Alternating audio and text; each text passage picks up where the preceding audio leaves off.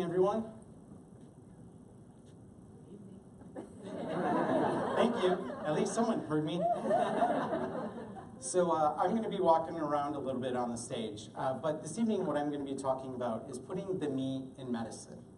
But first, some financial disclosures. Obviously, I am getting an honorarium for GE for this conversation this evening, but in addition to that, I work for a radiation oncology company as the Senior Director of Marketing for the Americas called Accurate. We are a patient-first innovation company in the cancer space. But more importantly to this group this evening is one of the other icons on here is I am a committee member for the PFCC, which is the Patient Family Centered Care Committee within the American College of Radiology.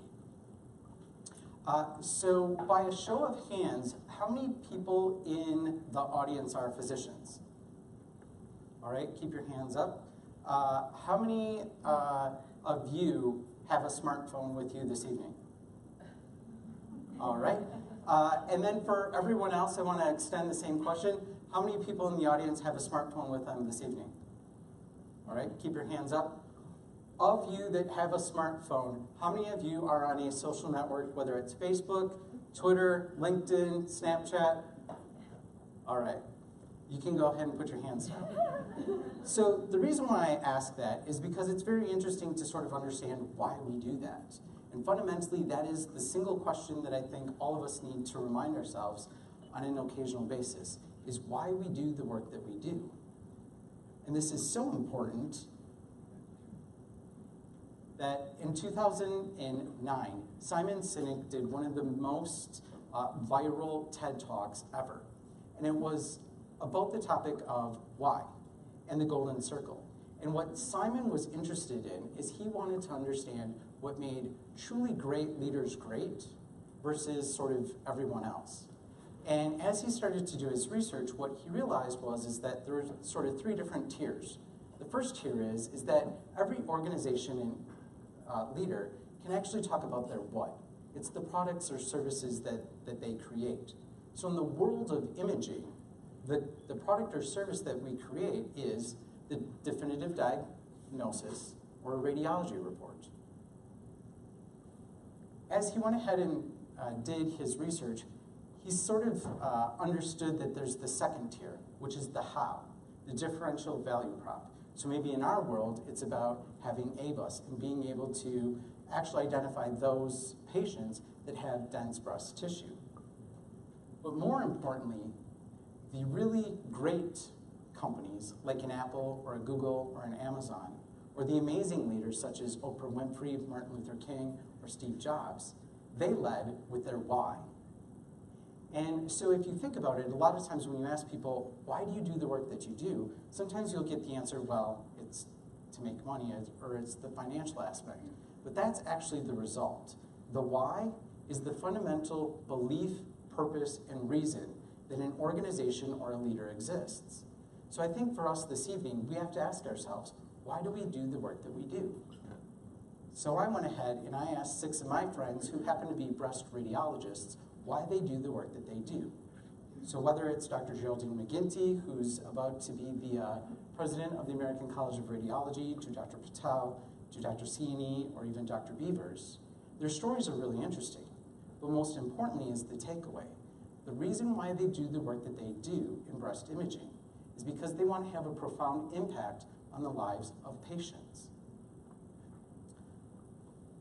So I want you to read this slide, and when I tell you to go, I want you to start. And don't stop until I ask you to stop. Ready?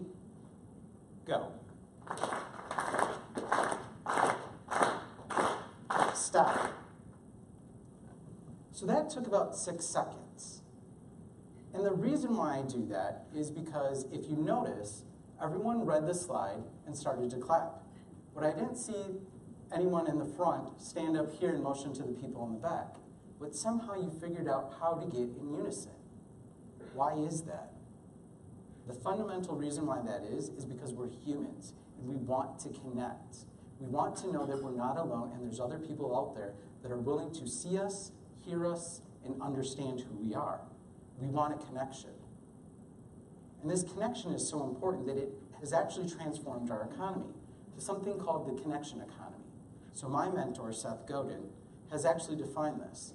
He's defined it to say, in a world of abundance, of choice, there's an endless options, and there's a premium on attention and trust. So in the world of radiology, we have to think about this. We have to think about our communities, the people that we serve, and the patients that we end up seeing. They have an abundance of choice and endless options. And what we really want from them is their attention and trust. So how does that happen? Well, before we start to understand that, we actually have to think about the economy. And so there's two economists in 1998 that actually published a paper in the Harvard Business Review that actually used the story of baking a birthday cake to sort of explain how we've transitioned over the years. And so it starts out with the commodities. So for pennies on the dollar, you can go out and get the ingredients to make a birthday cake. But because of the Industrial Revolution, we ended up getting busier at work.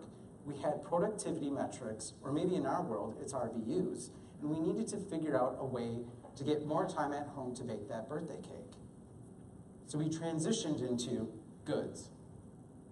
So a cake mix. So now I can go to the local grocery store, and for $3.50, I can go ahead and I can get a cake mix. But we become ever increasingly busy at work. So now we need a service. So now for $15 or $20, I can go to Kroger or Walmart, and I can have them actually bake the birthday cake for my son or daughter. Well, we continue to get busier and busier with productivity and RVUs at work that we need to actually outsource it, and we need to have the entire experience. So now for $120, we can actually outsource this to Chuck E. Cheese. Well, we're fundamentally going through another transition right now, and that's the transition into the connection economy. So let me bring this home to the world of radiology. So this is what it looks like. The commodities, forgive me, is the imaging equipment. The goods are the images. The service is the definitive diagnosis or the radiology report. The experience happens inside of the Women's Imaging Center or the radiology department, but the connection is the connection between the people in the community or patients that are being screened with their breast radiologists. So it's really the fact that we're in the business of being human, which, interestingly enough, actually goes ahead and coincides with Maslow's hierarchy of needs. Matches up almost perfectly. So really, the business of being human is no different than the business of being a breast radiologist. So now we have to think about value. So because our economy has been industrialized, that also means that medicine's been industrialized too, to something that we call healthcare. So we know that the value equation, because of the Industrial Revolution, is quality and service over dollars. Well, in 2006, Michael E. Porter published a paper in the Harvard Business Review that actually defined value in terms of healthcare. And so it's outcomes over costs. But we have to remember, we're transitioning yet again into something called the connection economy, which means the end user, the people in our communities, the patients that we see are actually defining value. And the way that they define value is fundamentally different than any economist does, or even Michael Porter. And it's something that I've gone ahead and I've nicknamed the 4 T's. So remember, it's all about attention and trust. So in order to build that trust and earn it, you have to go ahead and you have to start with a transparent conversation. It has to be open and honest dialogue. And after you have that, you have to help the patient transition through their journey inside of medicine. And this is all done on time. But it's not on our time as the clinician or our time as the technologist. It's on the patient's time. It's on their expectation, whether it's to go fast or slow or to have other support members there. So with that being said, we need to start to think about all of this through the patient lens. So about 10 years ago, Jason A. Wolf, who's the president of the Barrel Institute, actually defined what patient experience is. And he defines it as the sum of all interactions shaped by an organization's culture that influence patient perceptions across the continuum of care. Now let's dissect this for just a moment and think about it. If I, as a patient,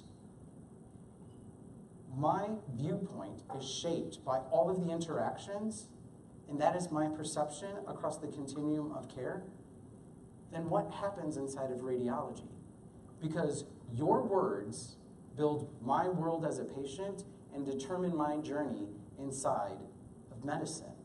But the reality is that many times it's either the primary care physician, the OBGYN, an oncologist, a cardiologist, one of the other ologists that are using a radiologist's words and images that impact my world and determine my journey inside of medicine.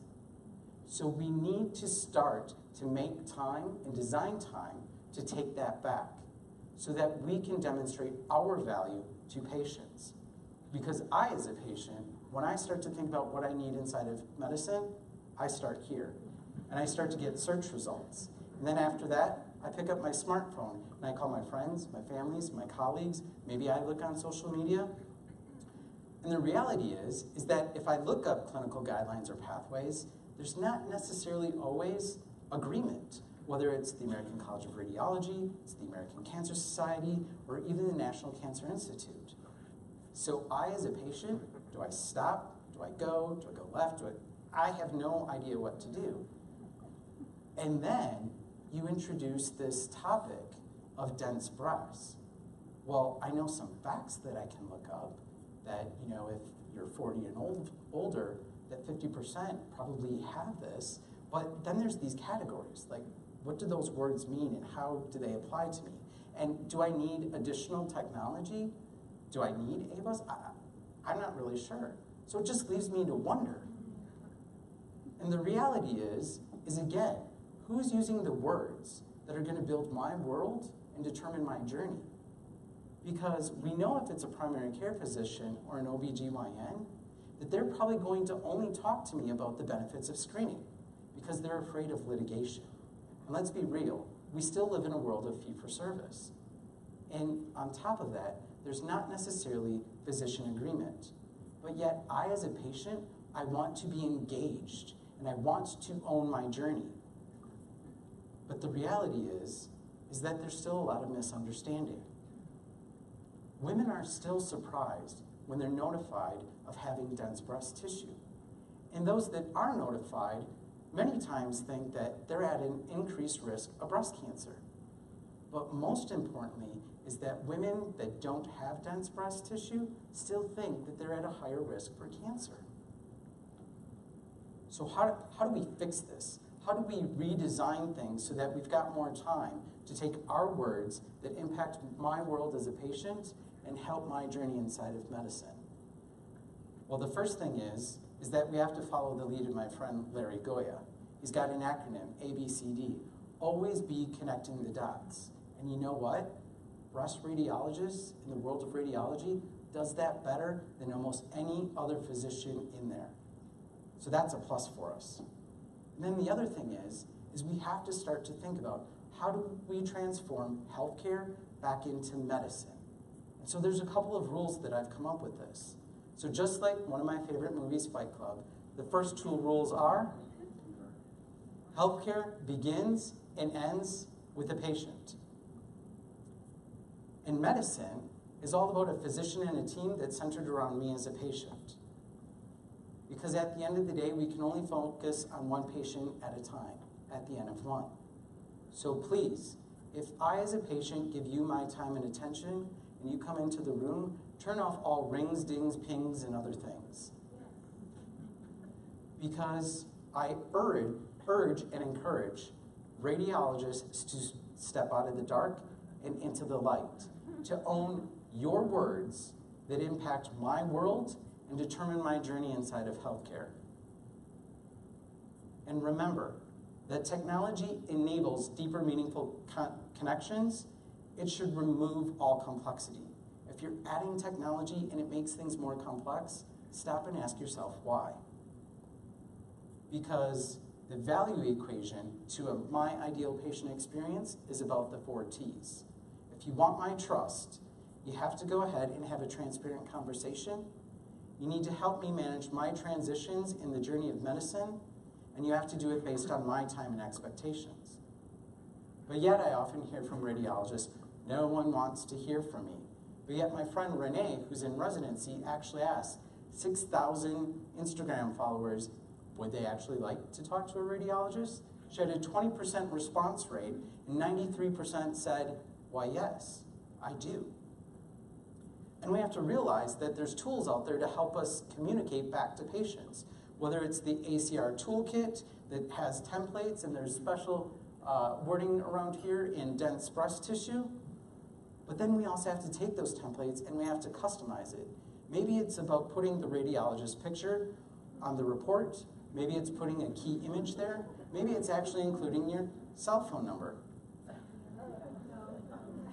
And we also have to realize that the spaces that we're going ahead and having conversations with are equal, meaning the fact that our patients cannot necessarily always be disrobed or in a robe or whatnot right after the exam. Let them get dressed. And you as the physician or the clinician, when you walk in, maybe consider taking off your lab coat. Make sure that it's a human connection. And we also have to realize that people in our communities and patients want different types of communication. Some want written, some want oral, some want video. So this happens to be Ellen, who's a 9-year cancer survivor, and last week she went ahead and posted this picture on Instagram. And what happened is her radiologist that she's been seeing for 9 years text messaged her at 9:30 p.m. on Saturday to say, hey, you know what? Your annual screen, it's all clean. You're good to go. Or this lady, Kathy, who is in Canada, who actually had a negative mammogram, only to find out 6 months later that she actually detected a breast lump. And she ended up going through the biopsy. She ended up being diagnosed with grade 3 breast cancer. I'm happy to say that she's cured now, but she also realized during that journey that she had dense breast tissue. And so she went ahead and she started a social movement called Tell Me to make sure that radiologists include that key message to her and other patients like her. So finally, my closing thoughts. We need to remember that we need to break healthcare and return to putting me in medicine, because it begins here with our why, and it's patient first. Because we only have 2 gifts to give. The one is the gift of love, and the second is time. Because time is the one thing that we all have, and when we give it, we can't get it back, and we can't return it and ask for more. Because people are not only our greatest asset, they're our only asset. So with that, I thank you for your time and your attention.